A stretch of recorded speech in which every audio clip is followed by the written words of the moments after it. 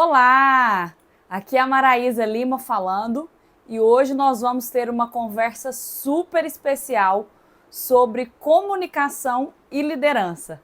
Eu quero trabalhar com você aqui neste vídeo os conceitos de chefe, líder, qual é o impacto da comunicação para cada um desses termos. E você que está começando, assim como eu comecei, daqui a pouco eu vou falar um pouquinho sobre mim, fique ligado que nós vamos discutir todos esses aspectos.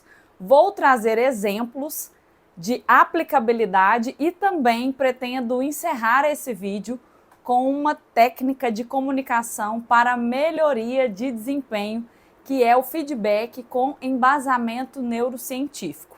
Fiz uma colinha aqui para a gente ter um norte, um roteiro. E para começar, eu quero trazer para você uma frase que eu gosto muito dos autores Milton Jung e Leni Kyrillos, que dizem o seguinte: quando você escolhe ser líder ou foi escolhido, você assumiu a responsabilidade sobre o impacto que quer provocar no outro. Assim, ao aceitar a função, tem de conviver com esse risco. E o seu esforço será o de controlar a sua comunicação, os efeitos provocados por ela. Então, muitas vezes, assim como eu, lá em 2013, quando eu assumi o meu primeiro desafio como líder, na verdade, na época eu era coordenadora, eu não sabia, à época, o quanto a comunicação seria um elemento ali crucial para aquela gestão que depois se encaminharia para a liderança. Então é fundamental você entender qual que é a percepção do seu liderado em relação a você, porque você sempre será observado. Já viram aquela frase que diz que o exemplo arrasta? Então, a comunicação do líder, do gestor, ela vai ser sempre algo que as pessoas vão ficar prestando atenção. Por isso, como os autores disseram, é importantíssimo você controlar esses efeitos. Só fazendo uma agenda rapidinha, vamos falar então sobre comunicação e liderança. Vamos discutir sobre perfis de comunicação. Depois eu até vou deixar um link para vocês fazerem uma autoavaliação, nós vamos falar sobre isso aqui também. E vamos falar daquilo que distingue os chefes de líderes, que é a linguagem. Depois nós vamos para a ferramenta que eu prometi, que é o feedback para melhoria de desempenho. Lembrando que essa ferramenta, ela surge com bases em pesquisas neurocientíficas. E aí, a nossa missão então é desenvolver em você que está me assistindo aqui nesse vídeo competências de comunicação, competências de liderança por meio de estratégias testadas para você alavancar o seu desempenho. E aí, pessoal, é o seguinte, sobre mim, o que eu quero dizer para vocês, para quem ainda não me conhece. Eu sou jornalista, tenho mais de 16 anos de experiência em comunicação. Eu assumi o meu primeiro desafio para liderar uma equipe há 10 anos. Eu não fazia ideia de onde eu estava me enfiando. Eu sempre achei que liderança era algo muito natural, que a pessoa nasce com ela, mas depois eu fui percebendo que é uma habilidade que pode e deve ser desenvolvida, e foi o que eu fiz ao longo desse tempo. Hoje eu já não tenho mais uma equipe, embora tenha gerenciado aí pessoas até bem pouco tempo, mas por uma decisão pessoal eu parti para a área de treinamentos, de mentorias, de palestras e de consultorias na área de comunicação.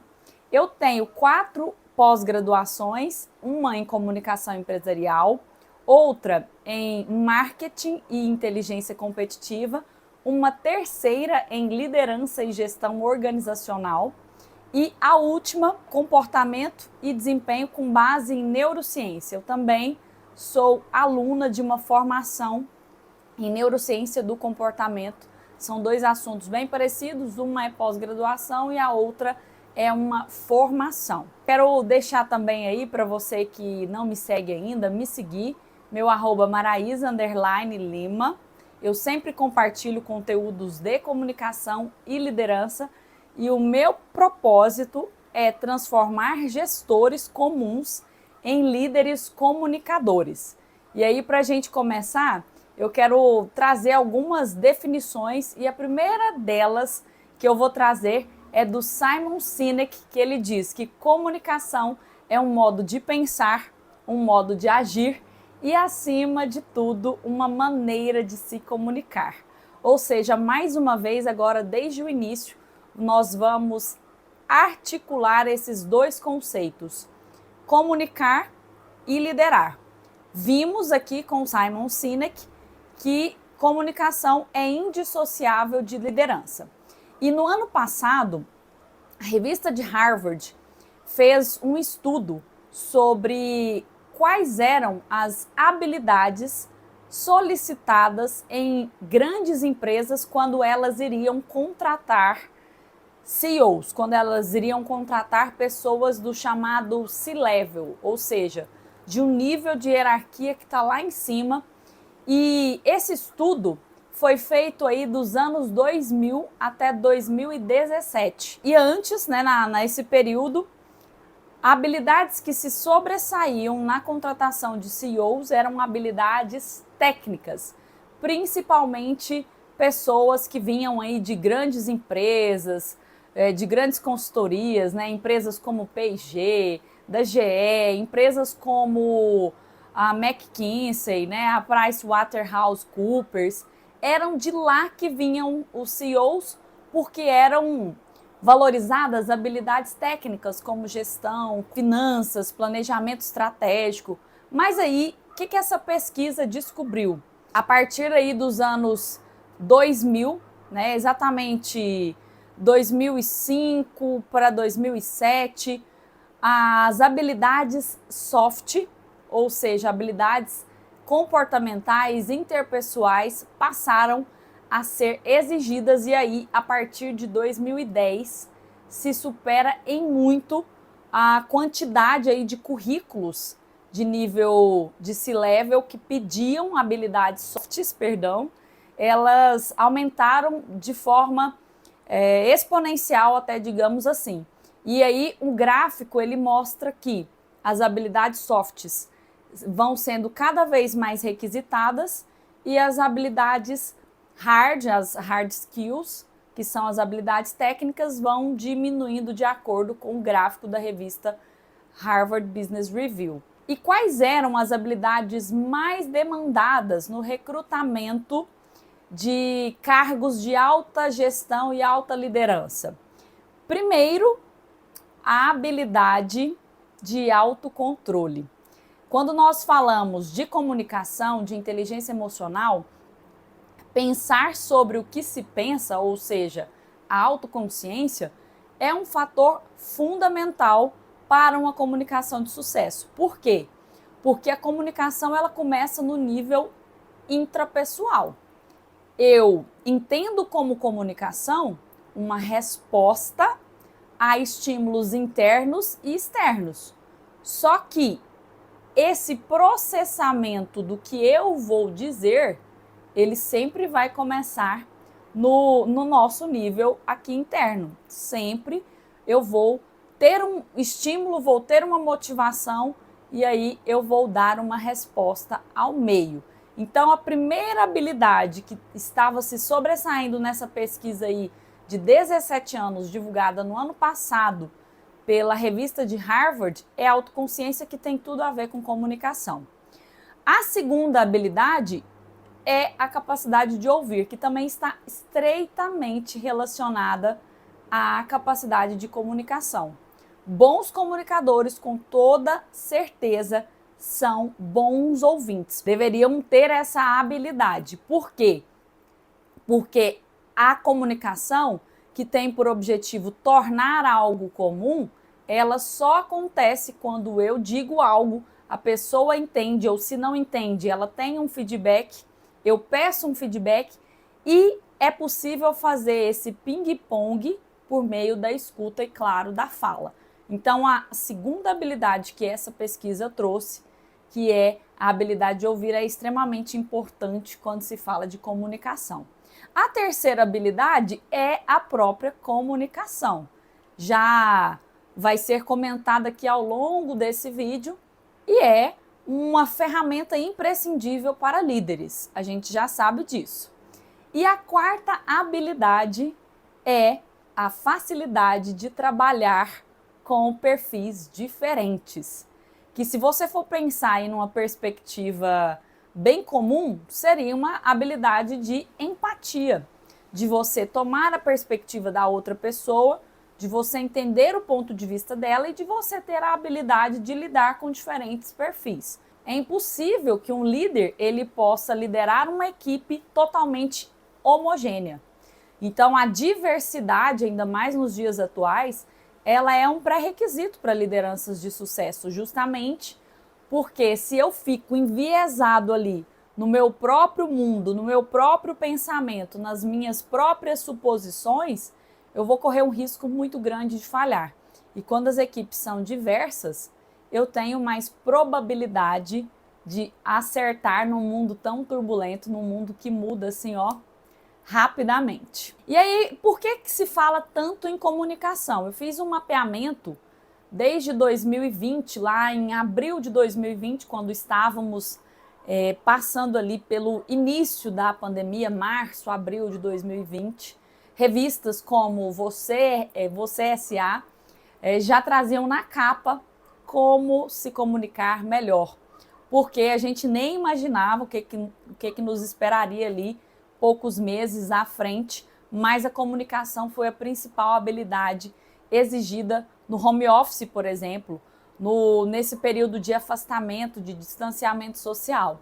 Depois, em outubro de 2022, também uma matéria ali que trazia praticamente na capa, não a principal, mas outubro de 2022 já se falava sobre as competências necessárias para 2023. E adivinha, a comunicação era uma das primeiras que a revista Você RH trouxe.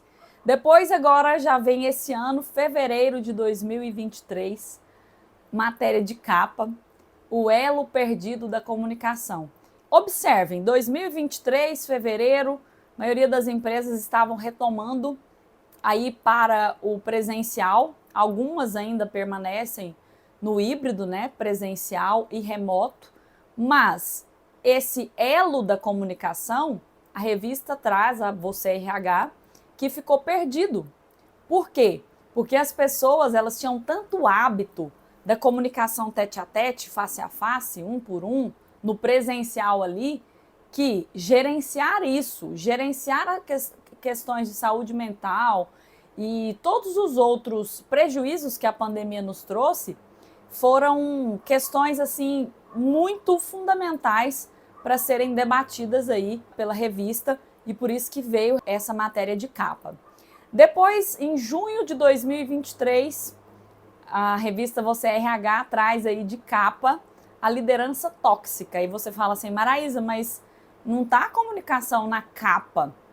Está sim, pessoal, porque mais uma vez tem uma chamada dizendo que soft skills como boa comunicação, vontade de aprender, colaboração, são habilidades que estão em falta no mercado, sobretudo para as áreas de atendimento e área de vendas.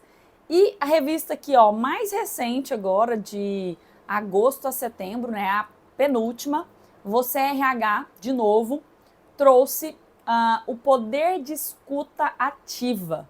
Então, olha só, tem uma pesquisa muito interessante que foi feita pela Gartner em 2022, com mais de 400 executivos, dizendo que os funcionários eles se sentem vistos como seres humanos e não como recursos. Quando isso acontece, eles são mais produtivos quase 4 vezes, 3,8 vezes.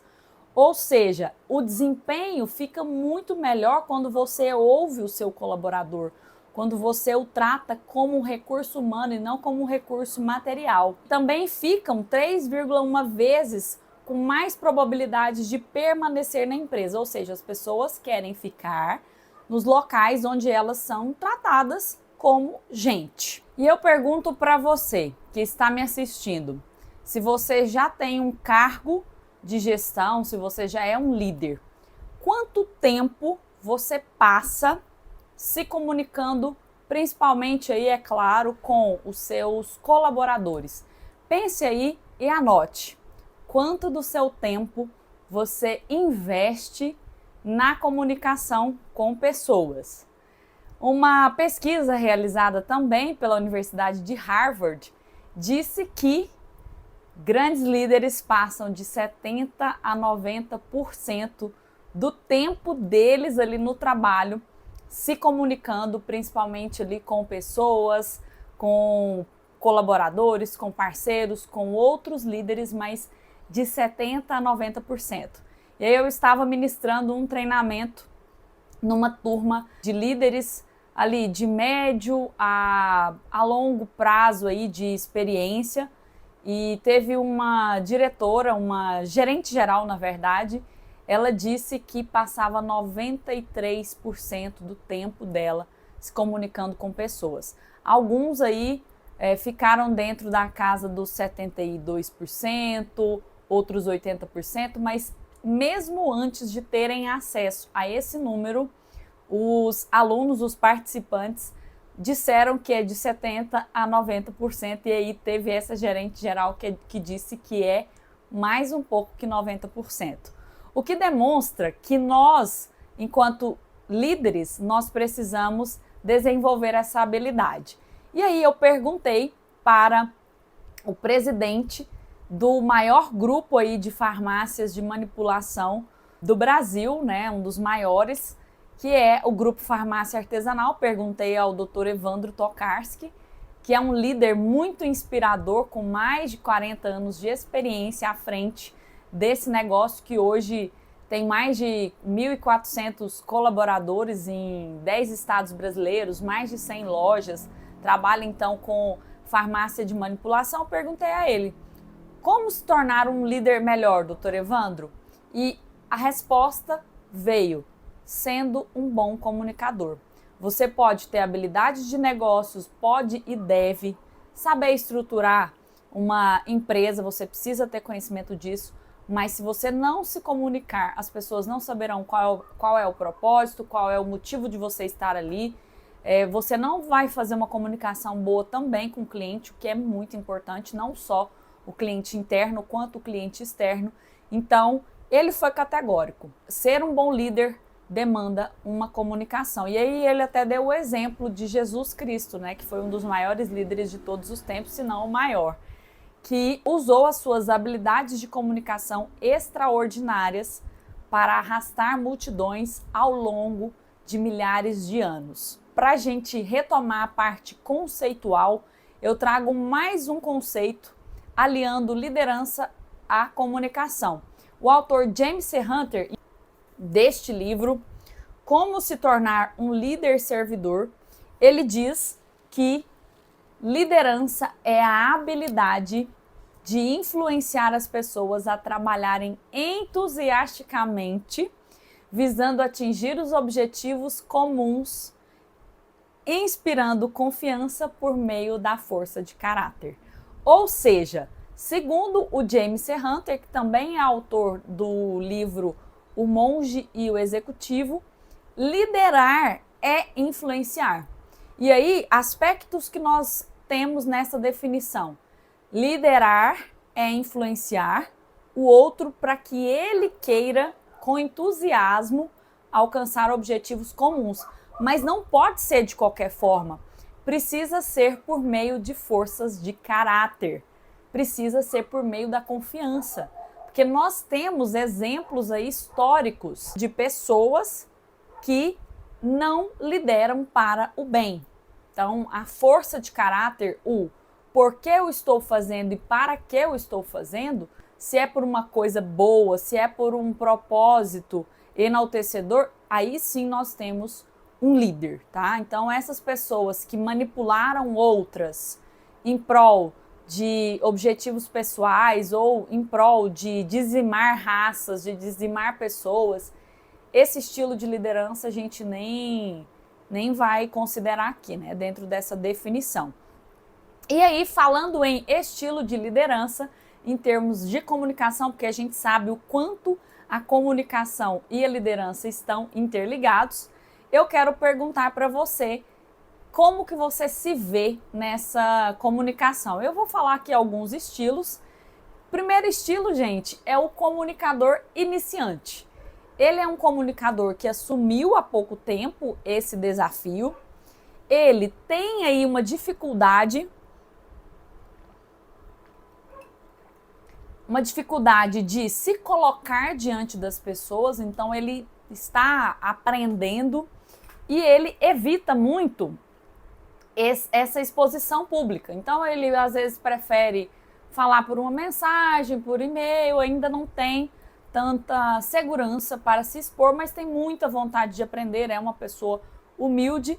E se nós fôssemos representar aqui por um avatar, nós poderíamos colocar o Peter Parker lá, que é o Homem-Aranha, quando ele está ali no início da trajetória dele como um super-herói, tá? O fato de ser super-herói é só a título de comparação aqui mesmo.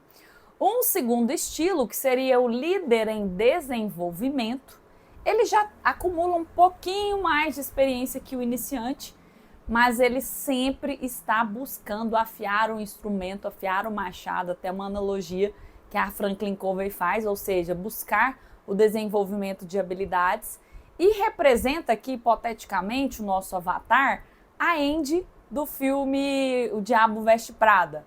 Ela entra ali no filme como uma pessoa totalmente crua, mas que busca incansavelmente se colocar à altura do desafio que ela estava recebendo, né? Que era ser assistente ali da Miranda, que é aquele perfil de chefe, que daqui a pouco a gente vai falar dele sobre a comunicação.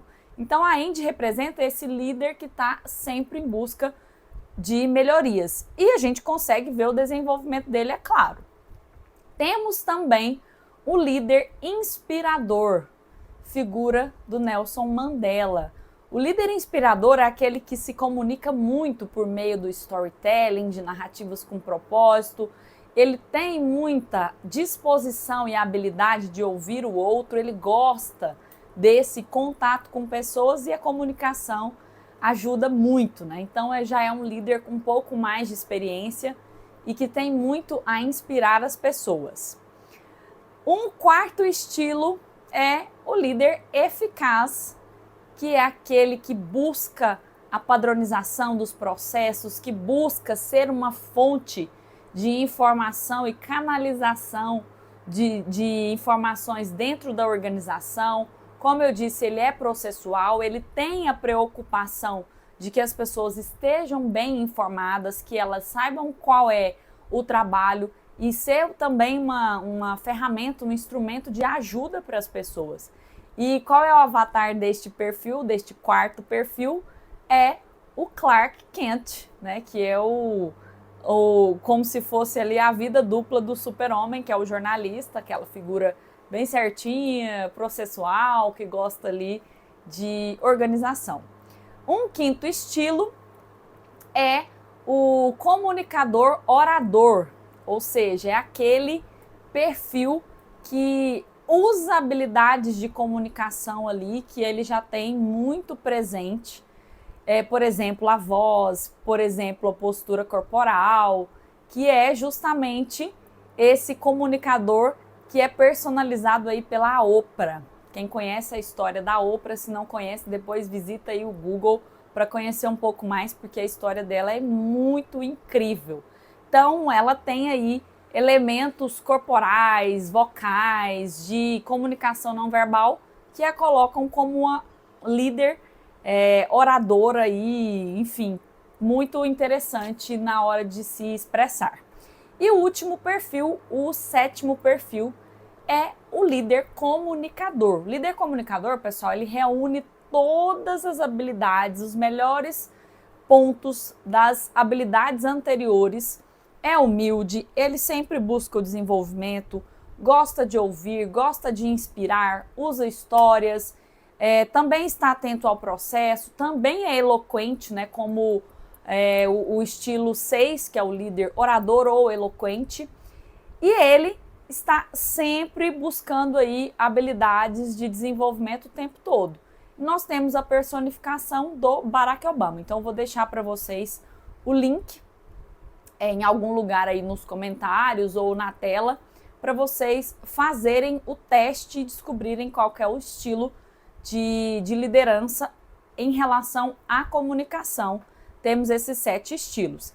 E aí agora a gente vai falar sobre a diferença entre chefes e líderes, destacando que a comunicação é um ponto fundamental nessa distinção.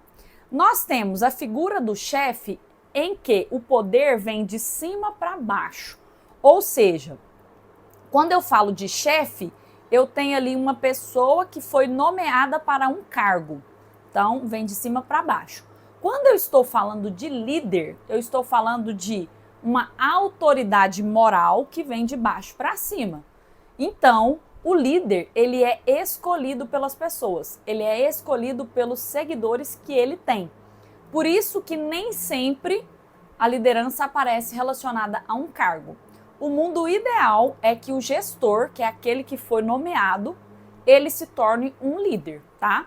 E aí a diferença entre o chefe e o líder é que o chefe, ele adota estilos de comunicação que fazem com que a pessoa não tenha autonomia para tomar as decisões. Muitas vezes a chefia, ela vem acompanhada por uma linguagem violenta, uma linguagem de que eu tenho as respostas e você não sabe das respostas. Porém, o líder, ele muitas vezes vem na figura do nós. Vamos buscar alternativas e geralmente o chefe é na pessoa do eu. E tem uma analogia muito interessante, que é a analogia da bicicleta, que fala que a empresa ela precisa de gestor e de líder. Aí o chefe já está excluído, tá, pessoal? Então, a analogia da bicicleta que foi proposta pelo Marco Fabossi é o seguinte: o gestor é aquela roda traseira da bicicleta, que tem como objetivo os processos, a abordagem técnica, se precisar fazer um treinamento, cuidar dos negócios ali, dos ativos. E a liderança, que seria a roda da frente, seria mais o lado relacional, de inspirar o outro, de ter uma visão, de comunicar isso de forma envolvente, desenvolver as pessoas, é ser um agente de mudança. Aí você pensar na bicicleta, tira a roda traseira e deixa só a roda dianteira, só o líder, só aquele que está na comunicação, que está ali no relacional. Será que essa bicicleta vai andar? Não, não vai. E agora, se você tira a roda dianteira, a roda da frente, e deixa o líder só processual, com toda certeza também a bicicleta não roda.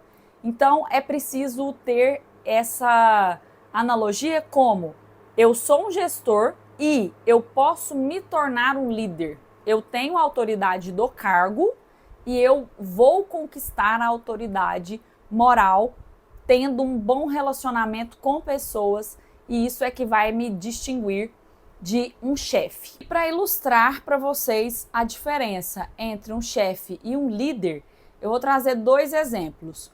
Um foi um CEO de uma empresa na área imobiliária, chama Vishal Garg, que na época da pandemia, ali em 2021, no auge, as pessoas super abaladas, né, tanto emocionalmente quanto profissionalmente, porque mudou tudo, ele demitiu 900 pessoas pelo Zoom. E ele disse assim, ó: se você é um dos azarados que está aqui hoje nessa conferência, você está demitido a partir de agora.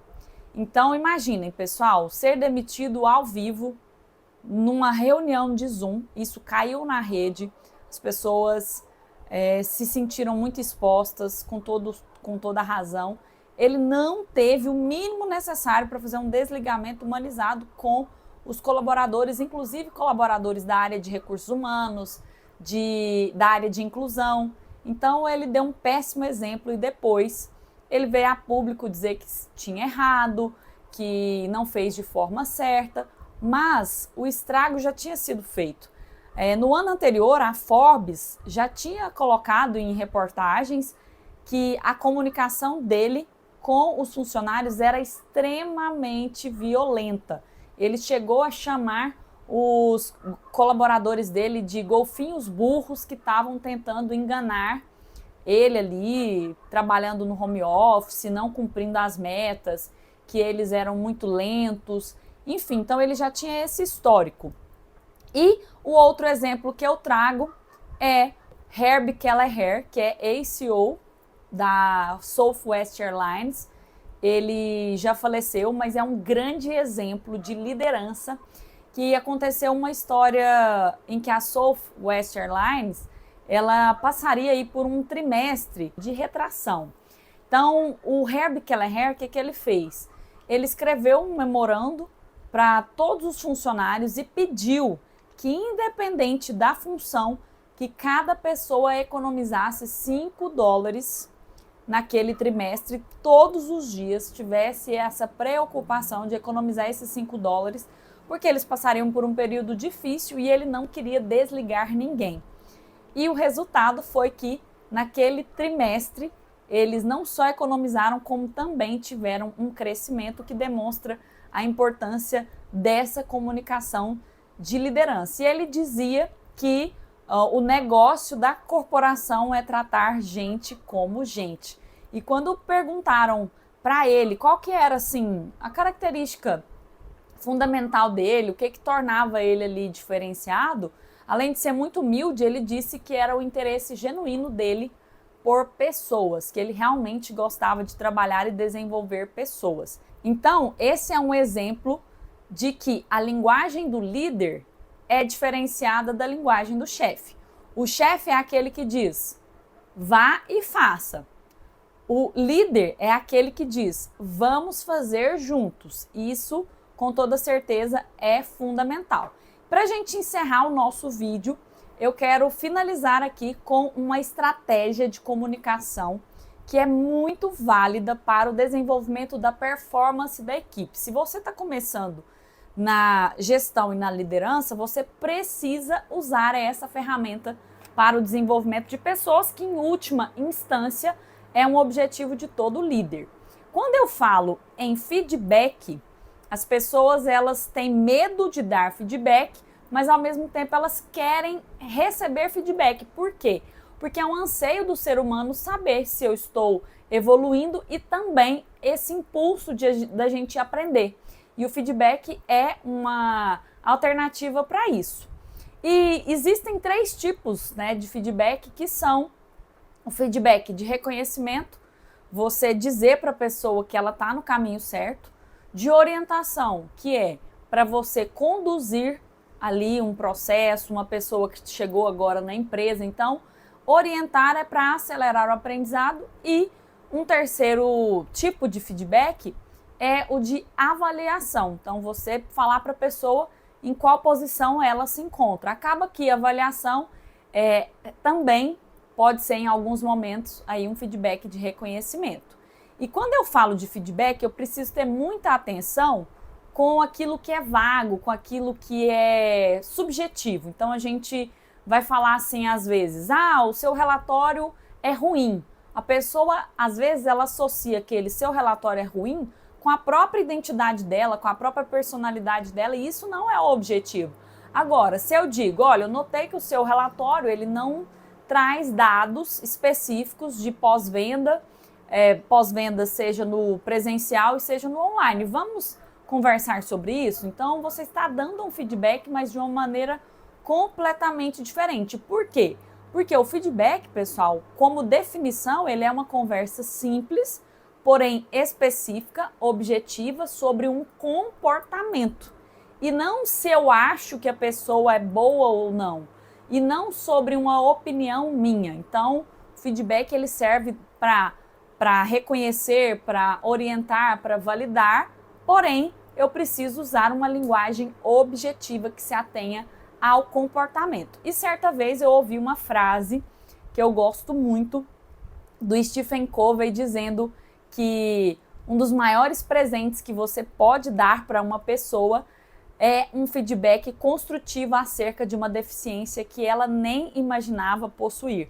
Porque é um grande desserviço você não querer dizer o que precisa ser dito apenas aí por não se sentir à vontade, né? Importe-se o bastante, diz ele, com a outra pessoa para dar feedbacks honestos e precisos.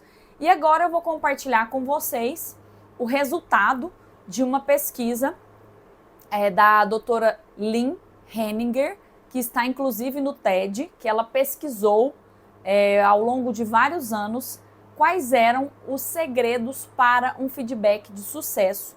E isso tudo com base em neurociência, porque ela diz que quando nós estamos recebendo um feedback, dependendo da maneira como esse feedback acontece, se for um feedback cheio de rótulos, de julgamento, se for algo subjetivo, nós podemos entrar num processo que é chamado de luta e fuga, em que uma área do nosso cérebro, lá no nosso sistema emocional ou área límbica, ela dispara um alerta que vem de uma estrutura bem pequenininha, na verdade são duas, do lado esquerdo e do lado direito, que é a amígdala, dispara uma reação emocional e a pessoa se fecha completamente para qualquer feedback. Então a doutora Lynn, pesquisando aí pessoas que eram muito boas em dar feedbacks, chegou a um processo com 4 passos. O primeiro é chamado de microsim. O que é o microsim? Você aborda o seu colaborador e fala para ele: fulano, nós podemos falar 5 minutos sobre aquele relatório de pós-vendas que você me enviou na semana passada?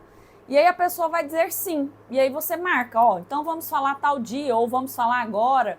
O microsim, pessoal, ele é importante para ganhar a adesão da pessoa, ela saber do que se trata aquela conversa ali, que será um feedback, que será um feedback de orientação, enfim, o feedback para corrigir algo. Esse microsim é extremamente importante. Um segundo passo são informações focadas em dados e fatos, no inglês data point. E nada mais é do que você sempre focar em algo objetivo na sua comunicação, num comportamento, e não se você gosta, não gosta do cabelo, da roupa da pessoa, enfim, você focar em algo que pode ser mensurado, algo específico, algo delimitado ali há um tempo, isso também é muito importante. E aí você pode dizer para a pessoa, olha, você colocou no seu relatório dados que são imprecisos, que não estão relacionados às vendas online e nem às vendas presenciais, então eu gostaria que você ajustasse isso. E a partir desta fala já vem o nosso terceiro aspecto, que é declaração de impacto. Quando você fala para a pessoa o que ela fez, que ela deveria melhorar, e você atrela isso a um impacto para a organização e para o trabalho, a pessoa tem mais facilidade de absorver aquilo que você traz. Então, a declaração de impacto poderia continuar daquela frase que eu falei anteriormente, dizendo assim, olha, quando você não coloca os dados do pós-venda online e presencial, fica difícil nós traçarmos estratégias para os 2 canais de vendas. Então, é importante que você faça essa distinção para que nós possamos alavancar os resultados aí do próximo trimestre. Então, quando você traz o impacto, você justifica para a pessoa por que aquele comportamento dela precisa ser ajustado, e isso é muito importante. E para finalizar, a última parte do feedback de sucesso, de acordo com a doutora Lynn, é a pergunta de fechamento. Quando você fecha o feedback com uma pergunta, por exemplo, o que você acha, o que você pensa, como você vê essa situação que eu trouxe? O que você acha que nós podemos fazer a respeito? Quando você devolve essa pergunta para a pessoa, você também a inclui e ela entende que ela não está ali diante de um chefe comando e controle monocrático que só quer despejar uma informação em cima dela, e acaba que isso privilegia o relacionamento e a pessoa se sente incluída naquele momento tão importante do desenvolvimento dela. E para finalizar, nós vamos dizer o seguinte, que a pessoa que é boa para dar feedbacks também é uma pessoa ávida em receber feedbacks. Foi o que concluiu a doutora Lynn nessa pesquisa que ela fez. Ou seja, busque frequentemente o feedback dos seus colaboradores, porque isso também melhora o seu desempenho. Quando eu estava ministrando um treinamento recente para a turma que eu falei para vocês no início do vídeo, a gerente geral, ela me disse assim, olha, as pessoas não querem se comprometer, as pessoas não querem me falar o que eu preciso e posso fazer para melhorar. Porque muitas vezes elas têm medo disso. E aí eu disse a ela, fique tranquila que você não é a única, você passa pela solidão do líder, que muitos grandes CEOs já relataram. As pessoas têm medo de ser portadoras de notícias ruins. A gente só vai trocar esse ruim por notícias que podem transformar o desempenho do próprio líder. Então, peça e faça com que a sua equipe se sinta à vontade para te dar feedbacks para você melhorar o desempenho. Eu espero que você tenha aproveitado esse conteúdo. Se você tiver alguma dúvida, coloca para mim nos comentários, eu estou à disposição. E me siga para mais conteúdos como esse. @Maraísa_Lima. Nos vemos no próximo vídeo. Até mais!